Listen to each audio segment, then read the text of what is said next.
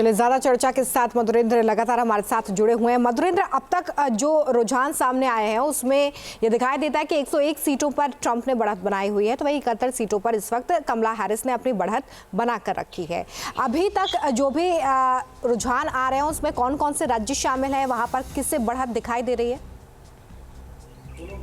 देखिए, अभी तक जो रुझान सामने आ रहे हैं उसमें मैं देख रहा हूँ कि फ्लोरिडा, इंडियाना का इलाका जो है, ओक्लाहोमा है, उसके अलावा आप देखिए साउथ कैरोलिना है, उसके अलावा आप अगर वेस्ट वर्जीनिया का इलाका देखिए, तमाम ऐसे इलाके हैं जहां पर दरअसल हम देख रहे हैं कि एक बढ़त जो है वो हैरिस के पक्ष में जरूर दिखाई दे रही है। लेकिन अभी भी जो लोगों का ध्यान केंद्रित है खासतौर पे, क्योंकि आप कैलिफोर्निया का इलाका देखिए, आप न्यूयॉर्क का इलाका देखिए, आप टेक्सास का इलाका देखिए, ये इलाके साफ तौर पे पहले से ही दरअसल रिपब्लिकन में और डेमोक्रेट्स में बटे रहे हैं, तो इनमें कोई बड़ा चेंज नहीं दिखाई दे रहा है। लेकिन अगर आप स्विंग स्टेट्स की तरफ आइए, खासतौर पे अगर आप नॉर्थ कैरोलिना की तरफ आइए और आप पेंसिल्वेनिया की तरफ आइए, तो यहाँ पर एक तरफ जहाँ हैरिस, तो दूसरी तरफ आपको ट्रंप जो है वो बढ़त बनाए हुए हैं।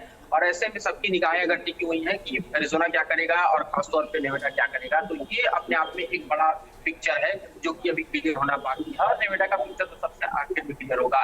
जिन मुद्दों पर दरअसल भारत की निगाहें टिकी हुई हैं उनको भी देखना बेहद दिलचस्प है, जैसा कि हम स्टोरीज के जरिए दिखा रहे थे। किस तरह से भारतीय देखना चाहते हैं कि अगर ट्रंप की वापसी होती है तो एक खासतौर पर भारत में एक बड़ा वर्ग ट्रंप की वापसी का इंतजार कर रहा है, क्योंकि उसको लगता है कि वो राइट विंग की सरकार होगी, जैसे कि भारत में भी राइट विंग की सरकार है। लेकिन अगर आप देखें भारतीय हितों के नजरिए से, तो ट्रंप भले ही हिंदुवादी बयान दे रहे हैं, ट्रंप भले ही हिंदुओं के और हिंदू अल्पसंख्यक दुनिया में जहां कहीं भी है उनकी रक्षा की बात कर रहे हैं, मोदी के साथ अपने संबंधों को धार दे रहे हैं। लेकिन अगर आप उनकी नीतियों को देखिए तो खासतौर पे चाहे झोल वीजा की बात हो या फिर आप कोटा सिस्टम में भारत के कोटा को बढ़ाने की बात हो, उस पर ट्रंप का नजरिया बेहद डोमेस्टिक है और जाहिर है कि उसको भारत को बड़ा फायदा नहीं मिलने वाला। लेकिन दूसरी तरफ अगर आप देखिए कमला हैरिस का, तो निश्चित तौर पर जो है वो ट्रंप की नीति जो मैक्सिको बॉर्डर बंद करने की, उस तरह की नीति पर नहीं चलती। ज्यादा भारतीयों को ज्यादा से ज्यादा ग्रीन कार्ड मिल पाए, वीजा मिल पाए, इस तरह की स्थिति जो है कमला हैरिस अगर आती है तो ऐसा दिखाई देगा। लेकिन भारत की सरकार के साथ उनका कितना केमिस्ट्री मैच करेगा, ये डिफिकल्ट क्वेश्चन है। लेकिन भारतीय के लिए उसी की बात होगी कि कोई भारत मूल की वो भी महिला अमेरिका का नेतृत्व करे।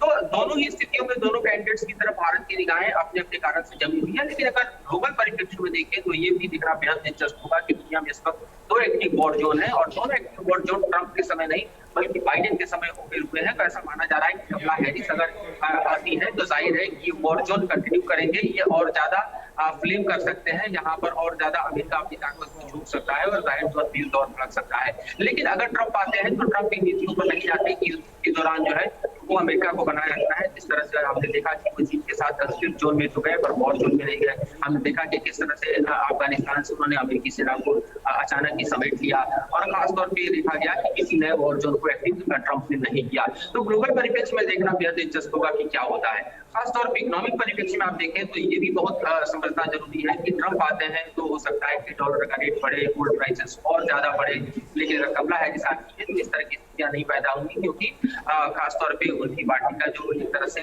बाइडेन के समय का एजेंडा है उसी को आगे कैरी फॉरवर्ड करेंगी, तो जो मौजूदा स्थितियां हैं वही कैरी फॉरवर्ड होगी।